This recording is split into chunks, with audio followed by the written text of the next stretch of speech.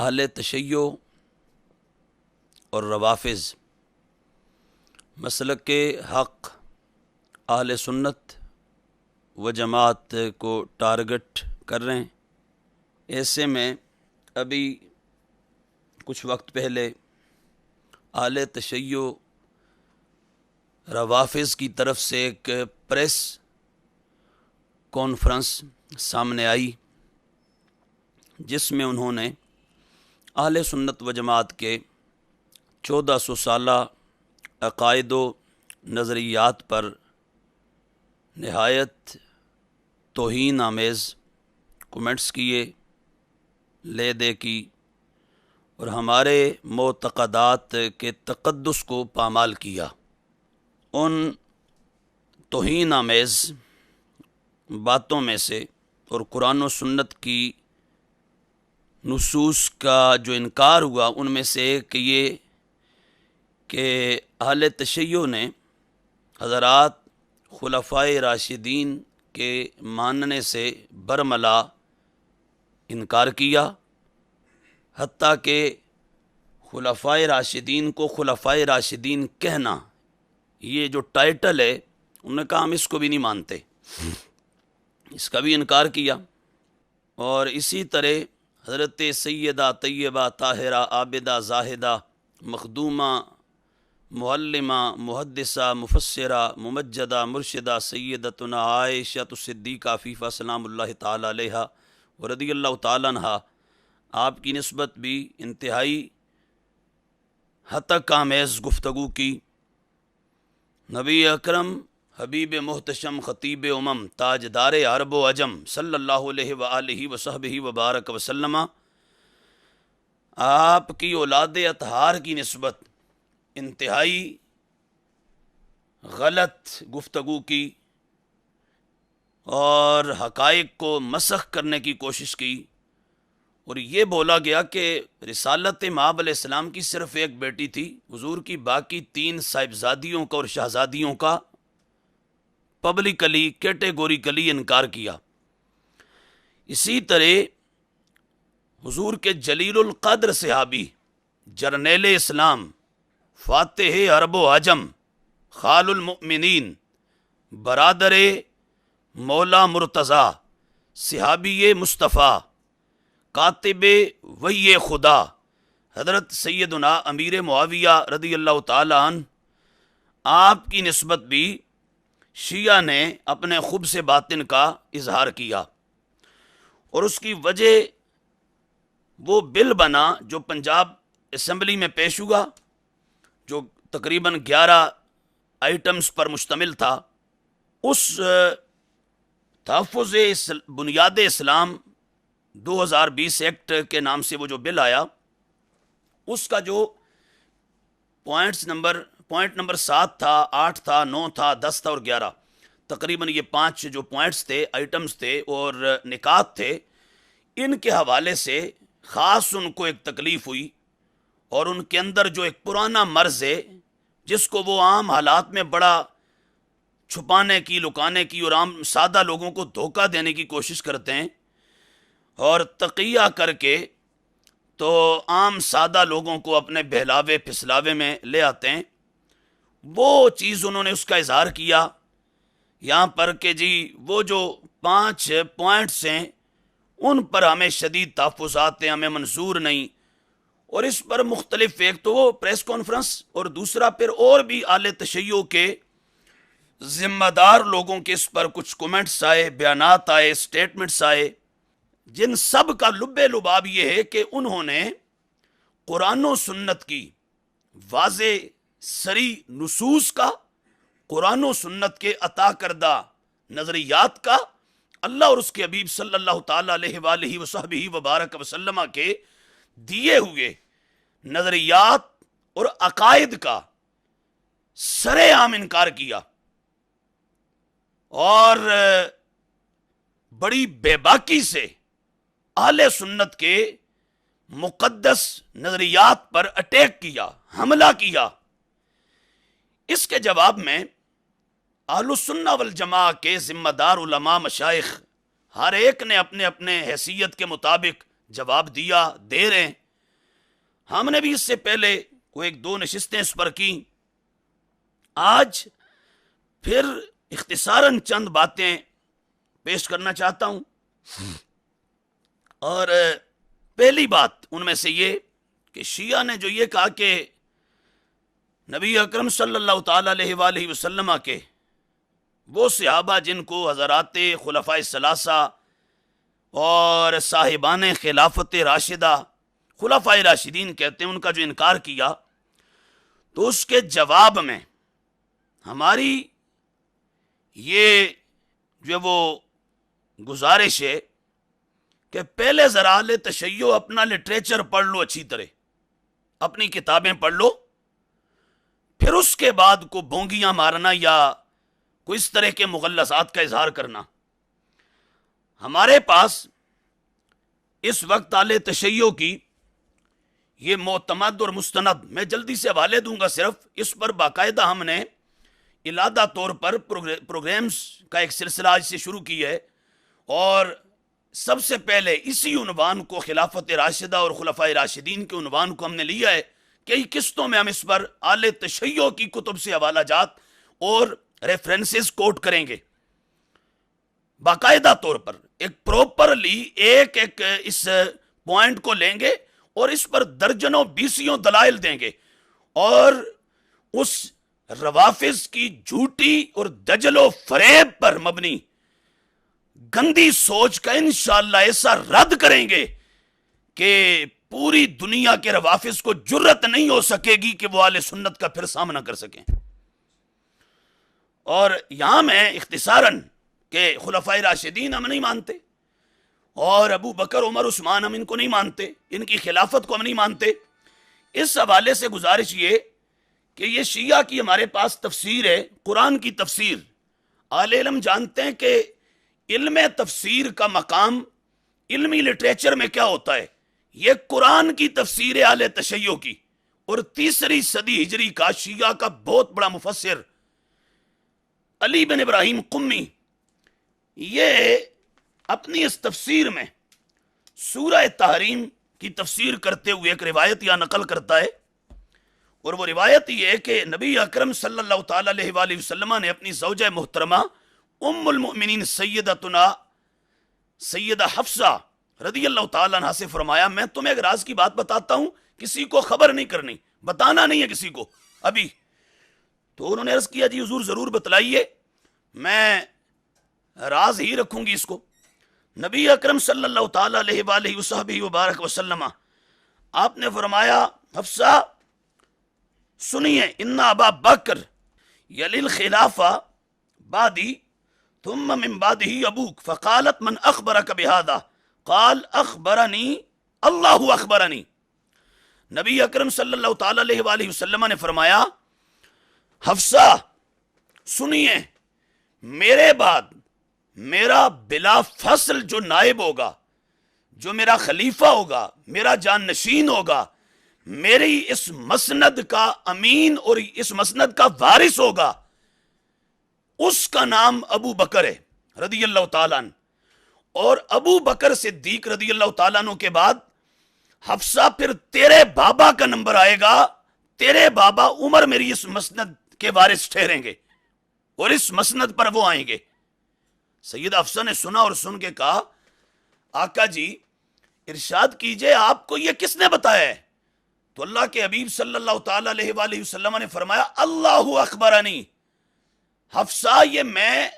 آج خود نہیں کہہ رہا، اگر میں بھی کہہ دوں تو میری بات بھی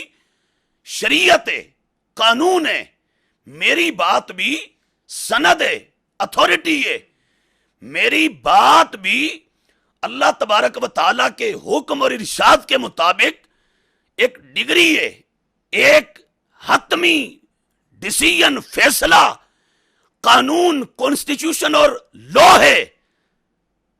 جو نافذ العمل ہے، جو فرض ہے، اور اس کو کوئی جھٹلا نہیں سکتا اگر میں بھی کہہ دوں تو. لیکن یہ بات میں اپنی طرف سے نہیں کہہ رہا. فرمایا اللہ اخبرانی، حفصہ یہ بات مجھے میرے رب نے، خداوند متعال نے خود عطا فرمائی ہے، مجھے اللہ تبارک و تعالیٰ نے اس کی خبر عطا فرمائی ہے. خداوند متعال نے یہ فرمایا مصطفیٰ آپ کے بعد ابو بکر آئیں گے خلیفہ ہوں گے، پھر عمر آئیں گے وہ خلیفہ ہوں گے، اور یہاں باقاعدہ لفظ موجود ہیں الخلافہ، فرمایا میرے بعد خلافت ملے گی تو ابو بکر کو ملے گی، پھر عمر کو ملے گی۔ اب جٹلانا ہے تو کس منہ سے جٹلاؤ گے؟ یہ تمہاری کتاب ہے، یہ تمہارا لٹریچر ہے، اور یہ تمہارا نصاب ہے، یہ تمہارا اعلی تشیع کا جہان ہے، جس کو ہم بطور حوالے کے کوٹ کر رہے ہیں، بطور حوالے کے پیش کر رہے ہیں، اور تمہاری اس غلط سوچ کی تردید ہم تمہارے ہی بزرگوں کے قلم سے اور ان کی زبان سے کروا رہے ہیں۔ یہ تفسیر قمی ہے، اور یہ روایت نقل کر کے اس پر کوئی جرح و قدح بھی نہیں کی گئی، یہ روایت تمہاری تفسیر قمی کے اندر موجود۔ اس سے ثابت ہوا کہ حضور کے بعد جو منصب خلافت صدیق اکبر کو ملا، پھر جناب عمر کو ملا، تو یہ انہوں نے خود سے کوئی قبضہ نہیں جمایا تھا، معاذ اللہ، انہوں نے کوئی اس پر ڈاکہ نہیں مارا تھا، معاذ اللہ۔ یہ حضرات ابو بکر و عمر جو منصب خلافت پر آئے تو یہ مقام ان کو اللہ تبارک و تعالی اور اس کے حبیب حضور تاجدار کائنات صلی اللہ علیہ وآلہ وسلم کی جو وہ عطا کردہ نعمت کے ذریعے میسر آیا، اور اللہ اور اس کے حبیب علیہ السلام کے دینے کے ساتھ یہ منصب ان کو نصیب ہوا، اور اس منصب پر وہ فائز ہوئے۔ اب اس کے بعد دوسرا اعلی تشیع کی چوٹی کی کتاب اور قرآن کے بعد جس کو وہ کہتے ہیں کہ یہ ہمارا سب سے بڑا لٹریچر ہے، یہ ہمارے پاس موجود ہے، نہج البلاغہ، اور یہ ایران کا نسخہ، اور یہ فارسی شرح اور ترجمہ کے ساتھ یہ بھی موجود ہے، اور اسی طرح یہ ایران کا ہمارے پاس نہج البلاغہ کا جو وہ اوریجنل عربک جو نسخہ ہے ولیوم ہے وہ بھی موجود ہے، اور یہ ہمارے پاس نہج البلاغہ اور بیروت کا نسخہ بھی ہمارے پاس یہاں موجود ہے، نہج البلاغہ کا، کئی ایک نسخے ہیں۔ اور یہ جو اس وقت میرے ہاتھ میں نہج البلاغہ،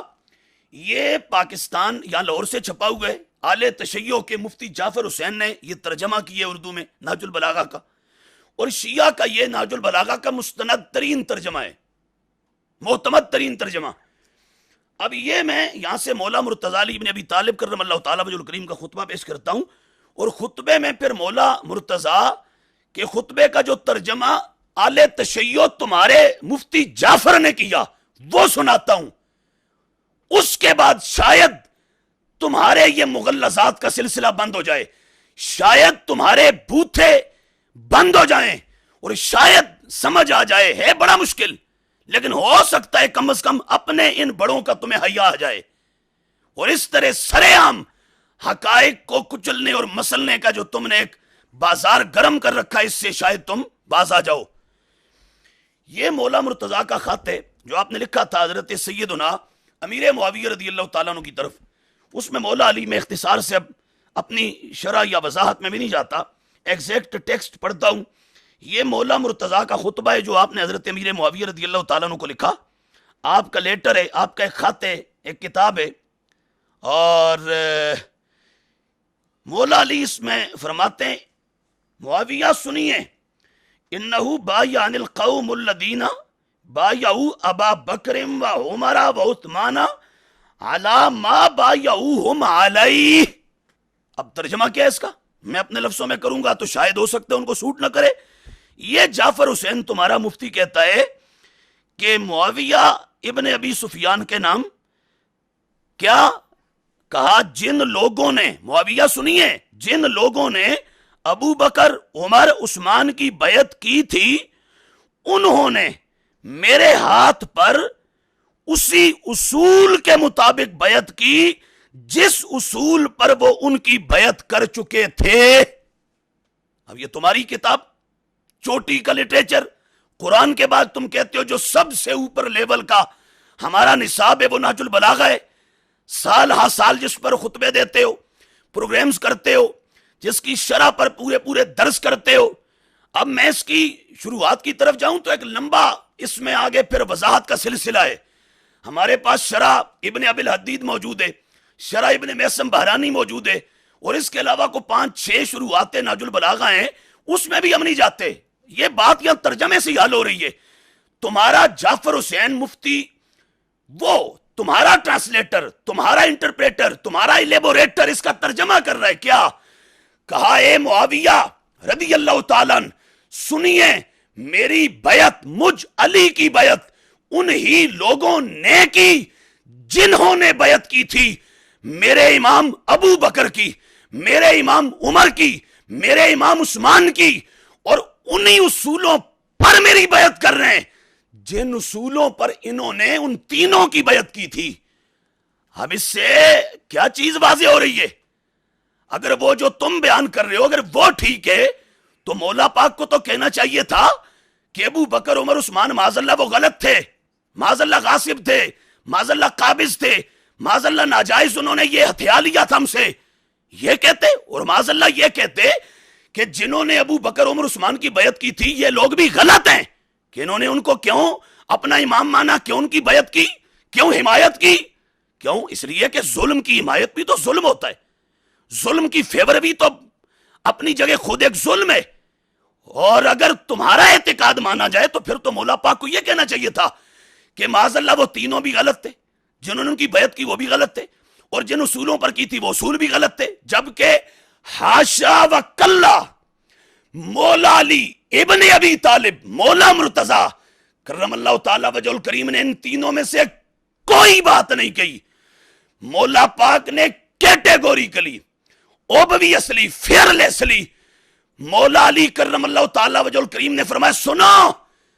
میری بیعت وہی کر رہے ہیں جنہوں نے ابو بکر کی تھی، جنہوں نے عمر کی بیعت کی تھی، عثمان کی بیعت کی تھی، اور جن اصولوں پر ان کی بیعت کی تھی انہی اصولوں پر میری بیعت کر رہے ہیں. تو مانا یہ بنا علی ابن ابی طالب. حدیثیں پڑھنا آسان ہے کہ حق علی کے ساتھ اور علی حق کے ساتھ، علی قرآن کے ساتھ اور قرآن علی کے ساتھ. یہ نعرے لگانا آسان ہے کہ قرآن اور اطرت مصطفیٰ کبھی جدا نہیں ہوں گے، حتیٰ کہ حوض کوثر پر حضور کے پاس چلے جائیں گے. یہ بولنا آسان ہے کہ انا مدینۃ العلم والی بابوہا، یہ بولنا آسان ہے انا دار الحکمہ والی بابوہا، پر وہ جن کو باب مدینۃ العلم کہتے ہو ان کے ارشادات پر عمل کر کے دکھانا، اور ان کے ارشادات، فرمودات، تعلیمات اور مولا مرتضی علی ابن ابی طالب کے تعلیمات کے سامنے سر تسلیم خم کر دینا، یہ تمہاری قسمت میں یہ دولت اور نعمت نہیں ہے. یہ نعمت اور دولت خداوند متعال نے آج 15ویں صدی میں بھی اہل السنہ والجماعہ کو عطا فرمائی ہوئی ہے. تو یہ تمہاری کتاب بول رہی ہے. تم کہتے ہو ہم نہیں مانتے، علی کہتے ہیں ہم مانتے. تم کہتے ہو ہمیں منظور نہیں، علی کہتے ہیں ہمیں منظور ہے. ہم تو برملا خطبے دے رہے ہیں ان کے حوالے سے. اب یہ دیکھیں نا، یہ نہج البلاغہ، اور میں نے بتا دیا یہ ہمارے پاس اس کے مختلف 3-4 نسخے ہیں، سب میں ایگزیکٹ یہی ٹیکسٹ موجود ہے تمہارا چھاپا ہوا. میں نے بیروت کا تھا، امدن جان بوجھ کے اس کو نہیں پڑھ رہا بیروت سے، کہ ہو سکتا ہے کہ بھئی وہاں کو اس کے اندر کانٹ چھانٹ ہو گئی، کمی بیشی ہو گئی، رتب و یابس آ گیا. میں نے تو تمہارے تینوں نسخے، یہ ایران کا فارسی شرح اور ترجمہ کے ساتھ، یہ تمہارا ایران کا عربی والا نسخہ، اور یہ تمہارا پاکستان کا تمہارا چھاپا ہوا، ہمارا نہیں. یہ امامیہ پبلیکیشنز پاکستان کا چھپا ہوا نسخہ ہمارے پاس موجود ہے. تو تم انکار کرتے ہو اور جن کا ہونے کا دعویٰ کرتے ہو، جن کا حبدار اپنے آپ کو کہلاتے ہو، وہ تو کہتے سنو کوئی ہمارے نام پر دھوکہ نہ دے، کوئی ہمارے نام پہ دجل فریب سے کام نہ لے. میں علی، اگر مجھے کوئی مانتا ہے تو اسے مجھ علی سے پہلے ابو بکر و عمر عثمان کو ماننا پڑے گا، ان کی عظمت کا اعتراف کرنا پڑے گا، ان کی شان والا کے سامنے اپنے آپ کو جھکانا پڑے گا، تب جا کر وہ مجھ علی کا سچا حبدار قرار پائے گا. اور میں اس پر اختصاراً ایک اور حوالہ اور پھر بعد میں آخری 1-2 پیغام. یہ ہمارے پاس کہتے ہیں جی ہم تو خلفائے راشدین تو کہتے ہی نہیں. میں نے کہا اچھا جی کیوں نہیں کہتے؟ کہا جی وہ خلفائے راشدین نہیں تھے. میں نے کہا اچھا، میں نے کہا یہ ہے تمہارا ہمارے پاس اپنا کشف الغمہ فی معرفت الائمہ، یہ ہے اربلی، یہ ہے تمہارا امام اہل تشیع، یہ ہے تمہارا لیڈر، یہ ہے تمہارا رائٹر، یہ ہے تمہارا اوتھر۔ میں اوتھر شپ کی بات نہیں کر رہا، گمنام کتاب نہیں حوالہ دے رہا، میں تمہارا بڑا نامی گرامی مشہور معروف تمہارا مقتدا پیشوا اربلی کی کشف الغمہ پڑھ رہا ہوں۔ ائمہ کے حالات پر شیعہ کی مستند ترین کتاب ہے یہ کشف الغمہ۔ یہ اس کا بھی جدید نیا نسخہ ایڈیشن، اس میں بھی یہ، اور یہ ہمارے پاس اس کا پرانا نسخہ، قدیم جو نسخہ ہے کشف الغمہ فی معرفت الائمہ کا، یہ بھی موجود ہے۔ اب آؤ ذرا، کہتے ہو کہتے ہیں ہم ہیں امام علی والے، کہتے ہیں ہم ہیں امام حسن والے، ہم ہیں امام حسین والے، ہم ہیں امام زین العابدین والے، کہتے ہیں ہم ہیں امام محمد الباقر والے، کہتے ہیں ہم ہیں امام جعفر الصادق والے، کہتے ہیں ہم ہیں امام علی رضا والے، نعرے لگاتے ہیں گلے پھاڑ پھاڑ کر، سینہ کوبی کر کر کے، ماتم کر کر کے، قمع زنی اور زنجیر زنی کر کر کے، کہتے ہیں ہم ہیں امام علی رضا والے، امام تقی والے، نقی والے، حسن عسکری والے۔ میں نے کہا ذرا یہ اپنے گھر کی خبر لو، جن کا ہونے کا دعویٰ ہے، جنہیں اپنا پیشوا کہتے ہو اور جن کو تم معصوم اعتقاد کرتے ہو۔ تمہارے نزدیک یہ معصوم ہے، ہمارے نزدیک تو معصوم صرف اللہ کے فرشتے، انبیاء اور رسول اعظام ہیں، باقی کوئی معصوم نہیں ہے۔ جو ان کے علاوہ نبیوں، رسولوں اور فرشتوں کے علاوہ کسی کو معصوم مانے اہل سنت سے خارج ہے، گمراہ ہے، بددین ہے۔ وہ ہزارے کا نام نہاد، وہ خبیث جو وہ نام نہاد مفتی منصرے کا کیوں نہ ہو، وہ پنڈی کا کوئی چھوکرا کیوں نہ ہو، وہ کوئی ابتباد کا نام نہاد راہبر کے روپ میں کوئی راہزن کیوں نہ ہو، جو اہل سنت کے مسلمہ اصولوں کو مسلنے کی کوشش کرے گا، ہم زمانے کے سامنے اس کو ایکسپوز کر کے رکھ دیں گے اور ہم خبردار کریں گے کہ خیال رکھنا یہ چوروں کے روپ میں یہ رکھوالے بن گئے ہیں، یہ حقیقت میں راہزن ہیں اور راہبر اپنے آپ کو کہلانا چاہتے ہیں۔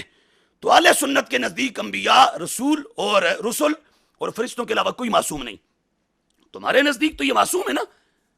14 معصوم کہتے ہو، تو یہ امام علی، امام حسن، حسین یہ معصوم ہے نا، تو آؤ ذرا اپنے اس معصوم امام کی بات ہی مان لو۔ تمہارے نزدیک معصوم کا معنی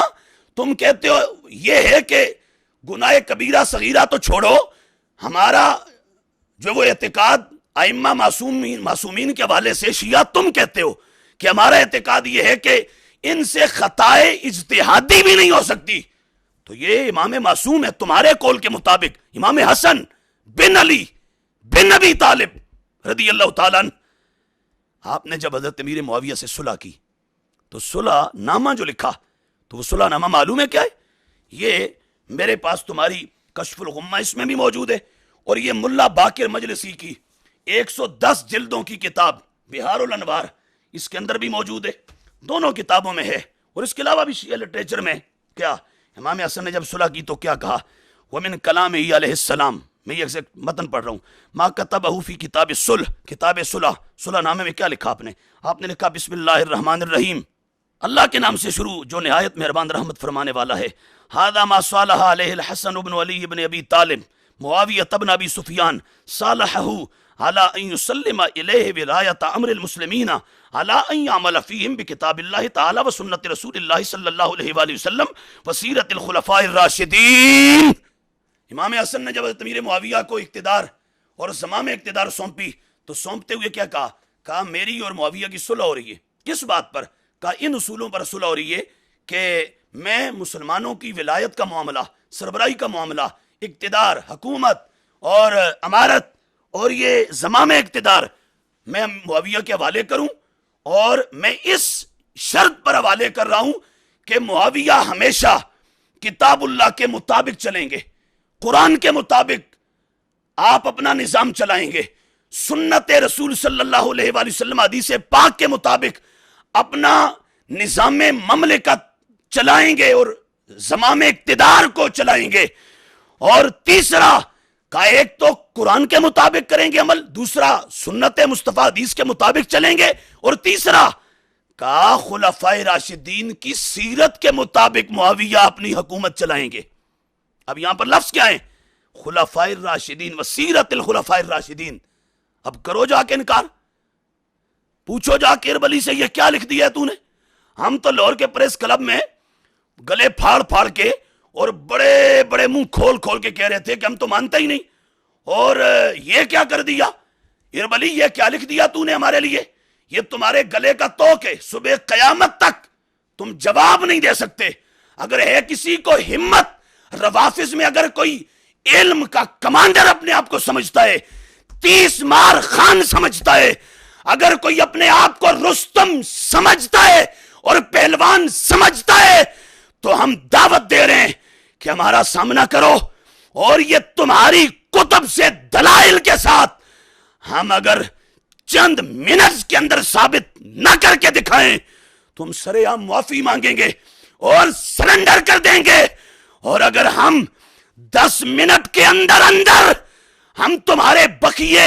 علمی دلائل کے ساتھ ادھیر کر اگر رکھ دیں اور چاروں شانوں اگر تمہیں چت کر کے دکھا دیں، تو پھر یہ ثابت ہو جائے گا کہ دھرتی کے کلیجے پر صداقت کل بھی اہل سنت کے پاس تھی، آج بھی اہل سنت کے پاس ہے، اور صبح قیامت تک سچائی کا نور اہل سنت کے دامن میں رہے گا۔